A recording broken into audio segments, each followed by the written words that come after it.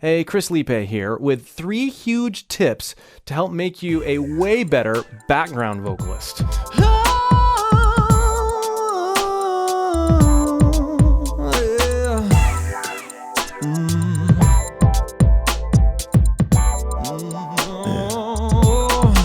There's something sweet in your eyes, someone sweet in my arms, sweet in your eyes, sweet in my arms. Background vocals in many ways are harder than lead vocals. And if you want to develop the necessary tools to really knock them out of the park and discover all the intricacies that need to go into background vocals, click the link below and request an invitation to my course, Discover Your Voice. We spend a lot of time unpacking ear training, phrasing, building harmonies, all the things necessary to become a killer background vocalist. And please subscribe to my channel and turn the notifications on so that you're made aware of every time I post a new video and can engage with all the new things I'm doing. Tip number 1, mind your consonants. You are a slave to the lead vocalist when it comes to timing, and their consonants are the ones that matter. Their breaths are the ones that matter. You as a background vocalist don't matter when it comes to consonants. We want your tone. We want the texture. And even if your consonants are in time with the lead vocalist, even if the lead vocalist is you, it's too much. Let's take the word sweet. Sweet.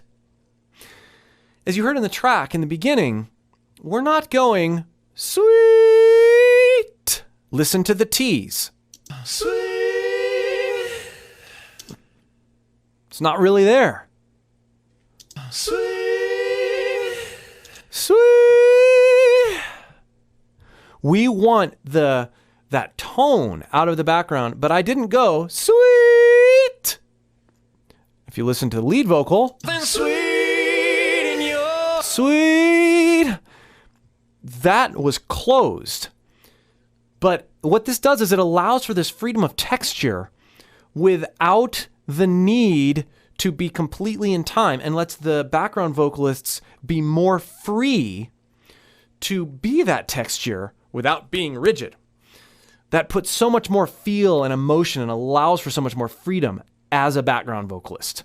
Tip number 2, and this applies to lead vocals as well, but we're going to apply it directly to background vocals here in this case. You are a character. You are a musical actor.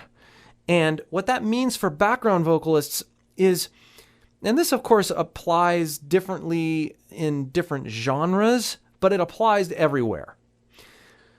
You are not the lead vocalist. Even if you are physically the lead vocalist, you're fulfilling a different role.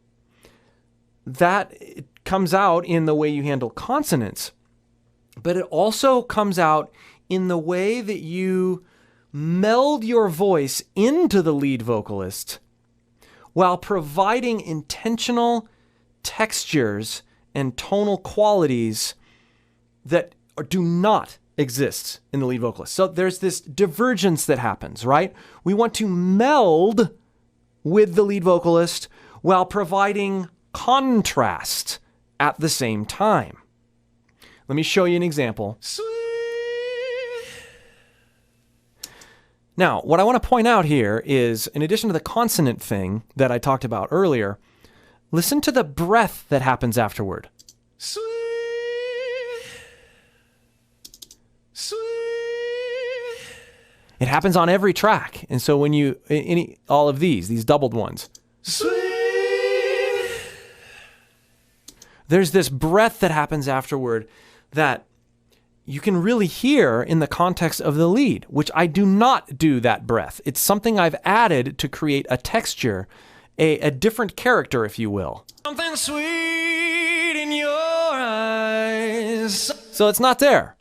I'm not singing completely along with my lead vocal. I'm adding that breath as another way to bring out the lead vocal. Sweet, sweet, Same thing. That's intentional. A little bit less there, but still there. sweet. So much breath. The other thing I want to point out is the slide. There's slides going on here. I'm not mirroring the phrasing or pitch control of the lead vocalist. It is intentionally different to complement what the lead vocalist is doing. Sweet, And then listen to the lead vocal. something sweet in your eyes, someone sweet in my arms, sweet in your eyes. Even there, especially sweet. Then slide, even though I went into head voice on the lead vocal. Sweet in your eyes. What a neat contrast and neat dissonance that it creates. Thinking this way as a background vocalist, where you're both adding and melding, is key to being a successful background vocalist. Before we get into tip number 3, I want to draw a delineation between harmony vocals, which are background vocals, and ad-lib vocals, which are also background vocals, but they fulfill a different role. And this last tip deals with ad-lib background vocals. Know your place, find the pockets. You want to listen real hard to what that lead vocalist is doing. If it's a recording, you can listen over and over again, and you know that, there's going to be pockets in certain places for you to fill little things happening here and there. If you can identify those pockets, you know when you can creep up out of the, depths and create a cool moment. When you're doing this live, this means coordinating with your lead vocalist so that there's enough consistency there so that you have the freedom to come up in known pockets. And of course, recording, like I said, you just listen through. So tip 3 is identifying your pockets and your opportunities, and then seizing those with different textures that, just like the harmonies, contrast with the lead. They might be in a different range. They might be in a different texture, head voice instead of chest voice, different resonance. They're going to be short where the lead vocal is long, held out notes. They're going to be percussive where the lead vocal is extra melodious. And you want to be spontaneous. But if you're listening for and acting on those pockets and seizing those opportunities with variety, there's going to be a lot of happy accidents that happen as you allow yourself to improvise or ad-lib. One of my favorite things to do once I've got the lead vocal and the harmony vocals down is just to put the recording on loop and, record everything, because you never know what might happen when you listen back. Oh, I like that. And what you heard at the beginning with that track was a result of me doing it, 5 or 6 times. And as I listened back, I liked take 3, and I just left take 3. But nothing was scripted or planned any time. It was feeling the pockets, feeling the vibe, and then interjecting contrasting ideas. Again, with that mindset that I am a character. I'm not just a singer. Here's that ad-lib track brought up in the mix, so you can hear my application of what I was just talking about. There's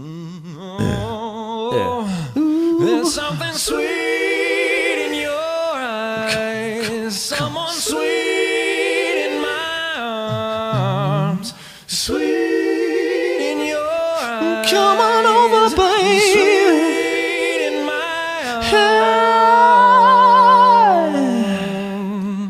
So there's some pretty strange stuff there, right? Like if we solo the ad-lib stuff, you never really think about that being cool.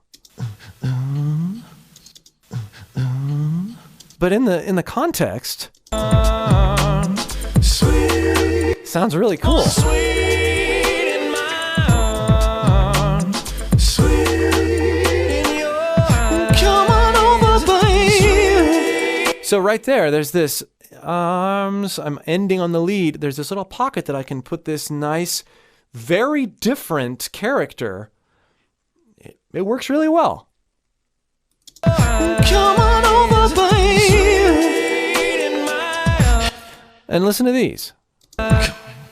Come. That's dumb. And it doesn't sound great too high in the mix, but when you bring it down in the mix and really let it work the way it needs to for the role that it is. There's something sweet in your eyes. Someone sweet. Almost sounds like a snare drum or part of the percussion.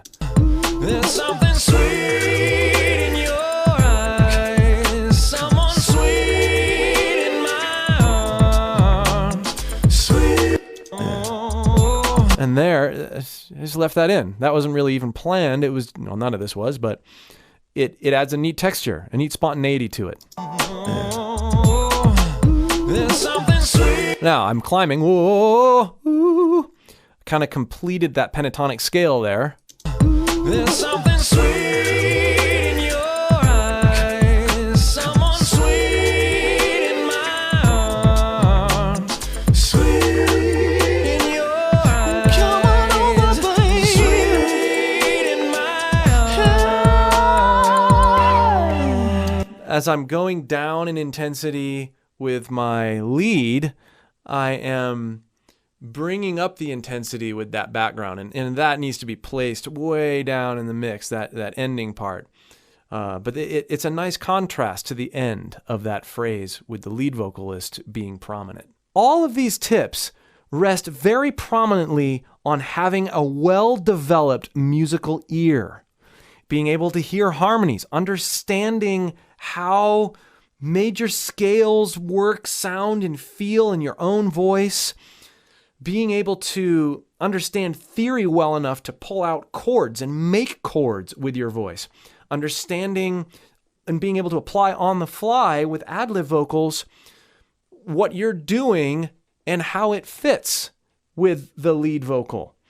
More than any other role, background vocalists, well, when we're talking about singers, background vocalists need to know music. They need to have a well-developed ear. They need ear training. Again, if you'd like to majorly unpack what it means to be a successful and tasteful background vocalist, as well as a lead vocalist, click that link below and request an invitation to my course, Discover Your Voice. And let me know what other videos you'd like me to make, other questions you may have about developing your own voice. And we'll see you for more.